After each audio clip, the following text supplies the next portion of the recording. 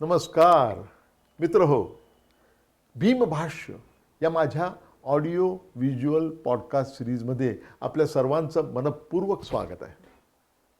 भीमभाष्य या दृकश्राव्य महामालिकेमध्ये महामानव डॉक्टर बाबासाहेब आंबेडकरांच्या बहुआयामी प्रतिभेचे तब्बल 25 पैलू, तब्बल 25 आविष्कार मी आपल्यासाठी उलगडून दाखवणार आहे. या महामालिकेत 15 ते 20 मिनिटाचा असे एकूण 54 एपिसोड्स असणार आहेत. या दृकश्राव्य माध्यमातून डॉक्टर बाबासाहेब आंबेडकरांचे विचार, त्यांचं कार्य, त्यांचं तत्त्वज्ञान आणि विशेष म्हणजे त्यांनी आपल्या भारत देशाबद्दल जे स्वप्न दाखवलं होतं ते स्वप्न मी आपल्यासमोर सादर करणार आहे. चला तर सुरुवात करूया. पण पुढे जाण्यापूर्वी मित्रहो, जर भीमभाष्य ही ऑडिओ व्हिज्युअल पॉडकास्ट सिरीज तुम्हाला आवडली तर अवश्य ती लाईक करा, शेअर करा आणि सबस्क्राईब करा.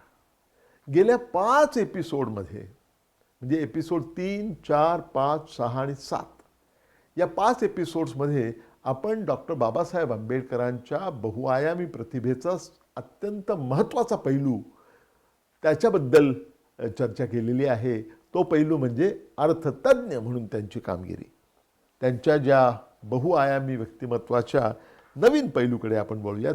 या एपिसोडमध्ये ज्याची चर्चा करणार आहोत तो पैलू आहे डॉक्टर आंबेडकर एक महान समाजसुधारक.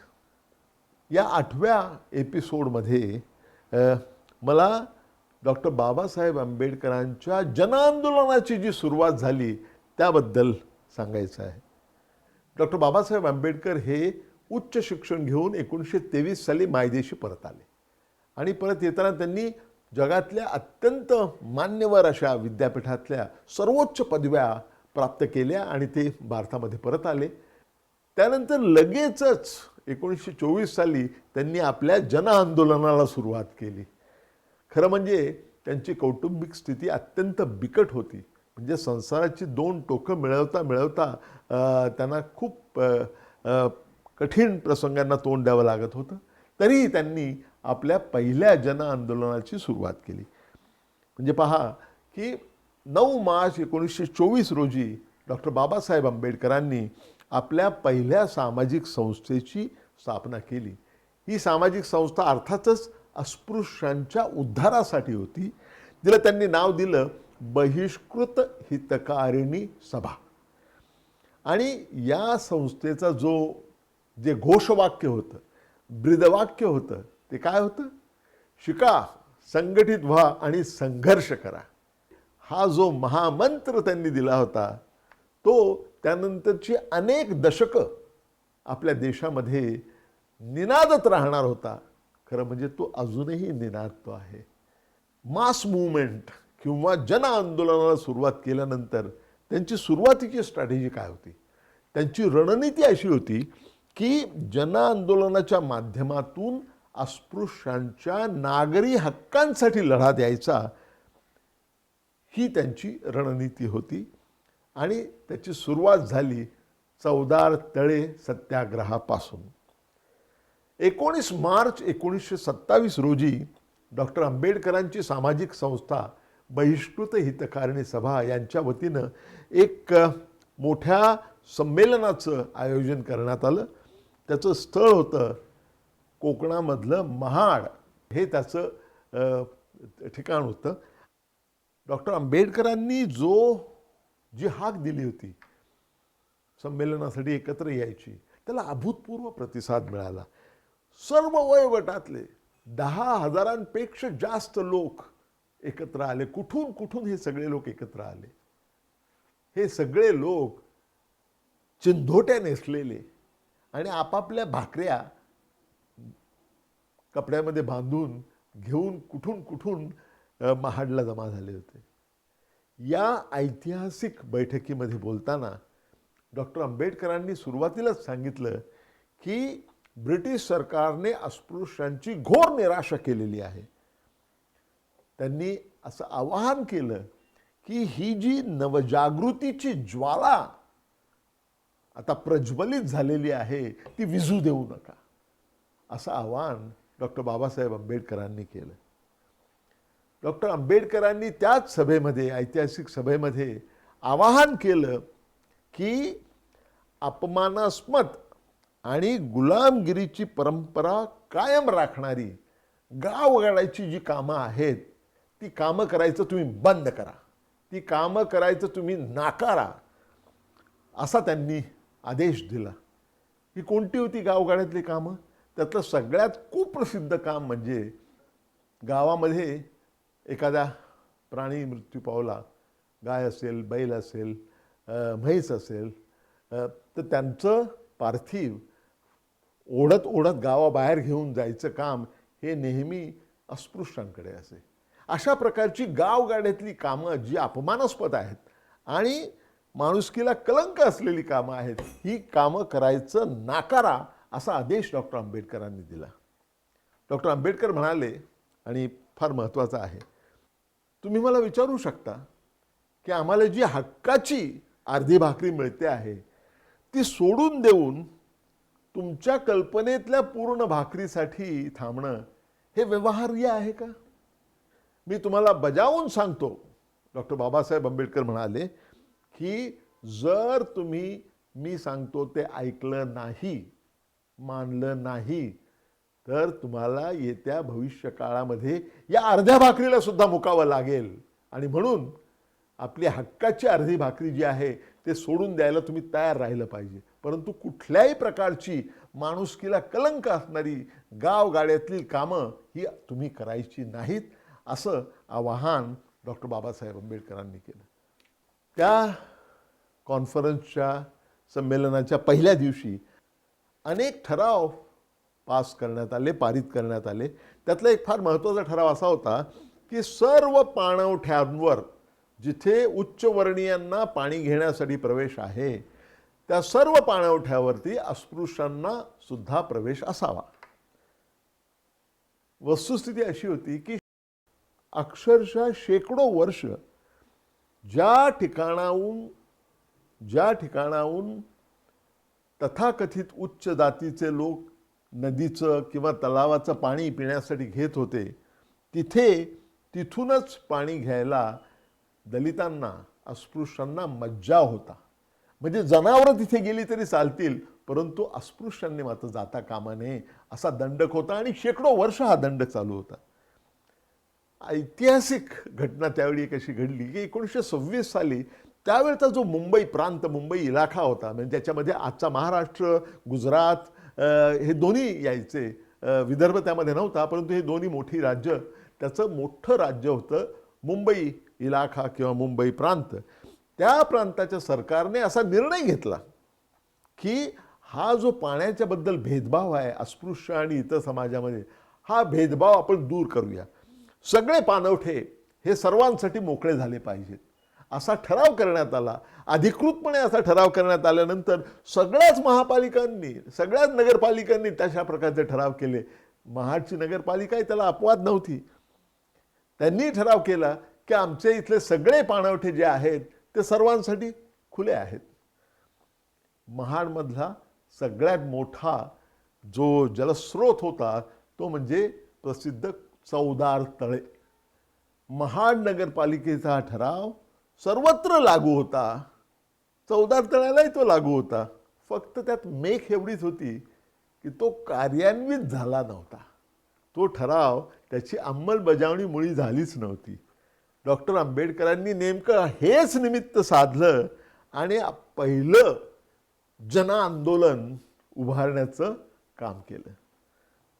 त्या संमेलनाच्या दुसऱ्या दिवशी म्हणजे मार्च 20, 1927 रोजी अनपेक्षितपणे घोषणा करण्यात आली की चला आपण सर्वजण चवदार तळ्यावर जाऊया आणि महाड नगरपालिकेने जो ठराव केलेला आहे त्याची आपण प्रत्यक्षात अंमलबजावणी करूया. पहिला ऐतिहासिक मोर्चा सुरुवात झाला, पददलितांचा ऐतिहासिक मोर्चा. त्यामध्ये 10,000पेक्षा जास्त लोक होते आणि हे सगळ्यांनी आगेकूच केलं चवदार तळ्याकडे. आणि अत्यंत शिस्तबद्ध पद्धतीने तो मोर्चा निघाला होता. प्रत्येक रांगेमध्ये 4-4 लोक आणि ते सगळे घोषणा देत होते, शिका, संघटित व्हा आणि संघर्ष करा. तथाकथित उच्चवर्णीय लोक पाहतच राहिले. सगळा जनसमुदाय, 10,000चा जनसमुदाय चौदार तळ्यावर पोहोचल्यानंतर डॉक्टर बाबासाहेब आंबेडकरांनी गांभीर्यपूर्वक त्यांनी धीरगंभीरपणे त्यांनी त्याच्या पायऱ्या उतरायला सुरुवात केली. पायऱ्या उतरून ते लेकच्या जवळ पोचले आणि तिथे पोचल्यानंतर आपल्या हजारो अनुयायांकडे अगदी आस लावून बसलेल्या, मोठ्या अपेक्षेने त्यांच्याकडे पाहणाऱ्या आपल्या सगळ्या अनुयायांकडे त्यांनी एक दृष्टिक्षेप टाकला आणि शांतपणे डॉक्टर बाबासाहेब आंबेडकर खाली वाकले आणि त्यांनी अंजुलीभर पाण्याचं प्राशन केलं. सगळ्या जनसमुदायाने जय जयकार केला. डॉक्टर आंबेडकरांचा विजय असो, डॉक्टर आंबेडकरांचा विजय असो. आणि मग सगळ्याच जनसमुदायानं तिथे तळ्यामध्ये उतरून सिम्बॉलिक पद्धतीनं, प्रतिकात्मक पद्धतीनं पाण्याचं प्राशन केलं. समतेच्या क्रांतीची ती झालेली सुरुवात होती. त्यानंतर उत्साहित असलेल्या, अत्यंत उत्तेजित झालेल्या जनसमुदायाला संबोधित करताना डॉक्टर आंबेडकर म्हणाले, त्यांचे शब्द असे होते की अस्पृश्य समाजाने आपल्या मानवी अधिकारांसाठी संघर्ष जारी केला आहे. अँटी क्लायमॅक्स जो झाला तो त्यानंतर 2 तासानंतर तथाकथित उच्चवर्णीयांपैकी तरुण धटिंगण लाठ्या काठ्या घेऊन तिथे आले. चौकामध्ये ते जमा झाले आणि त्यांनी या सगळ्या आंदोलकांवर बेछूट लाठीमार केला. त्यांना बेदम मारहाण केली. का? हे मारहाण करण्याचं कारण काय?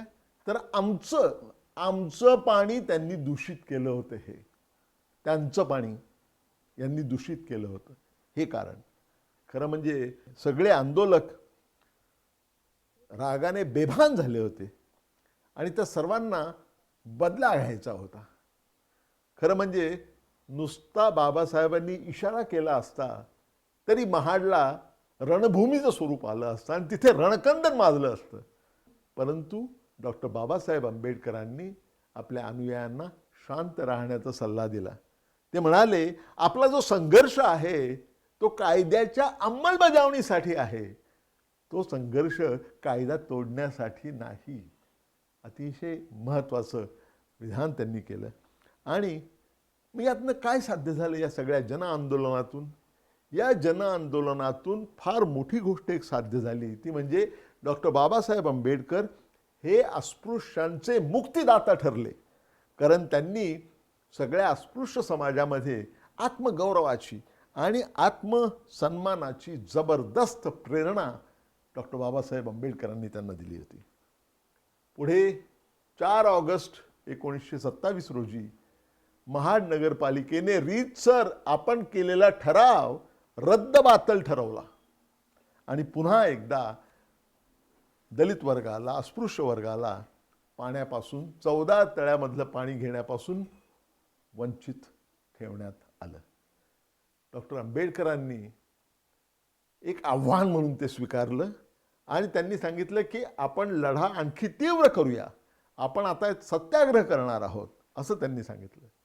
डिसेंबर 1927 मध्ये तिथे आणखीच मोठा जनसमुदाय एकत्र झाला होता. डॉक्टर आंबेडकरांनी जय जयकार करणाऱ्या सगळ्या आपल्या बांधवांना, आपल्या अनुयायांना सांगितलं की महाडचा सत्याग्रह हा आपल्या देशात समतेचा पाया घालण्यासाठी हा सत्याग्रह आहे. डॉक्टर आंबेडकरांनी हिंदू धर्मग्रंथांना आव्हान दिलं.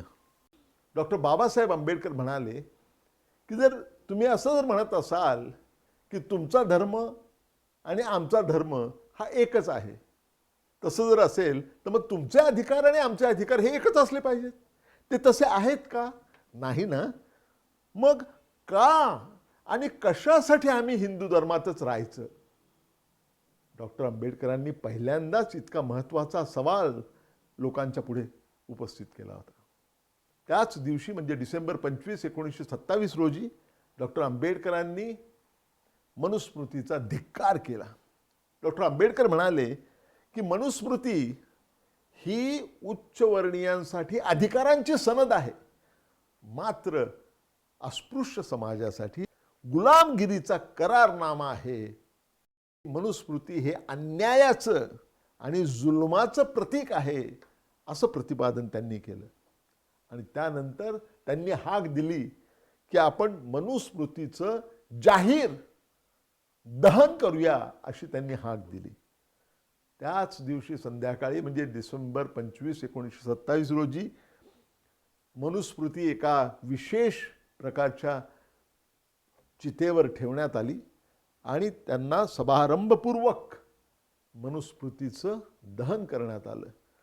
सर्व अनुयायी डॉक्टर आंबेडकरांचे हजारो अनुयायी ते डॉक्टर आंबेडकरांचा जय जयकार करत होते आणि त्या जय जयकाराच्या घोषणांमध्ये मनुस्मृतीचं समारंभपूर्वक दहन करण्यात आलं. डॉक्टर बाबासाहेब आंबेडकरांचं हे कृत्य निश्चितच धाडसी स्वरूपाचं होतं, निसंशय. परंतु त्यामुळे जनआंदोलनाला, डॉक्टर आंबेडकरांनी सुरू केलेल्या जनआंदोलनाला एक वेगळीच धार आली आणि या सर्व अस्पृश्य जनसमुदायांनी दाखवून दिलं की त्यांच्यावर लादण्यात आलेली परंपरागत जी धार्मिक बंधनं आहेत ती आम्ही झुगारून देत आहोत असा संदेश अस्पृश्यांनी त्यावेळी दिला. त्याच्यानंतरच्या दिवशी म्हणजे डिसेंबर 26, 1927 रोजी ते जे संमेलन होतं त्याचं रूपांतर कमिटीमध्ये करण्यात आलं, जिथे बाहेरच्या लोकांना यायला मज्जाव होता. आणि त्या बंद द्वारामध्ये झालेल्या बैठकीमध्ये डॉक्टर आंबेडकरांनी प्रस्ताव मांडला की आपण सत्याग्रह करूया.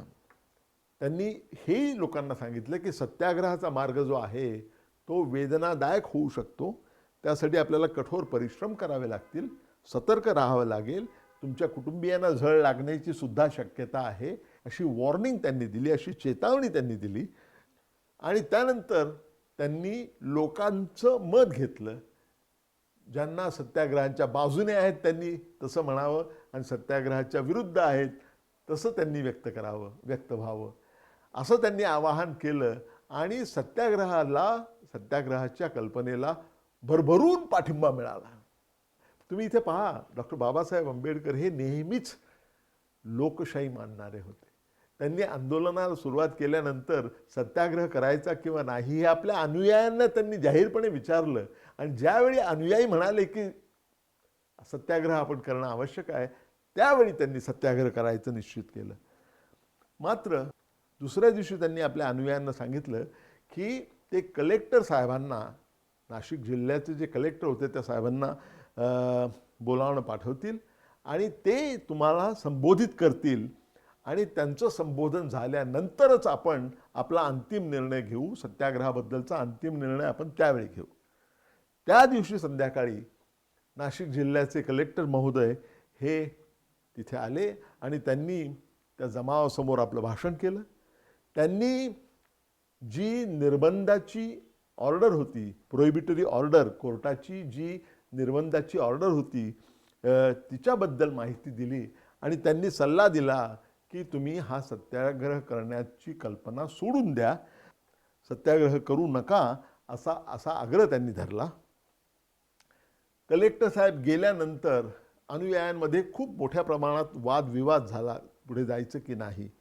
मात्र त्यानंतरच्या दिवशी म्हणजे डिसेंबर 27 रोजी डॉक्टर आंबेडकरांनी स्वतःच एक प्रस्ताव सादर केला की आपण सत्याग्रह पुढे ढकलूया जोपर्यंत उच्चवर्णीयांनी दिवाणी न्यायालयात केलेल्या तक्रारीबद्दल, सिव्हिल सूटबद्दल कोर्टाचा निर्णय येत नाही, तोपर्यंत आपण सत्याग्रह करायचं पुढे ढकलूया असा ठराव त्यांनी केला आणि तो अर्थातच संमत झाला.